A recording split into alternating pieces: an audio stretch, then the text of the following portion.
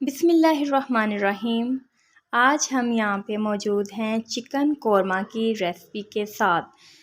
तो मेरे व्यूवर्स, मैं आपको आज चिकन कोरमा की रेसिपी के लिए जिन चीज़ों की ज़रूरत होती है वो आपको नोट करवाने लगी हूँ। तो प्लीज़ केयरफुली आप नोट किया करें और सुना करें, मेरी पूरी वीडियो वॉच किया करें बगैर स्किप किए हुए। मैंने यहाँ पे लिया है चिकन 1 kg। उसके साथ मैंने 2 अदद प्याज लिए हैं, 1.5 इंच अदरक का टुकड़ा,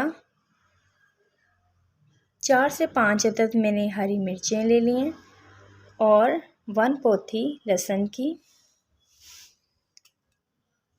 1 पाव के करीब मैंने प्याज ले लिया है बड़े साइज़ के। मसालों में मैंने जो शामिल करना है उसमें है 1/2 स्पून हल्दी, 1/2 स्पून पिसा ज़ीरा और धनिया। इसको मैंने मिक्स कर लिया है। 1/2 स्पून नमक, 1 स्पून रेड चिली, 2 से 3 चुटकी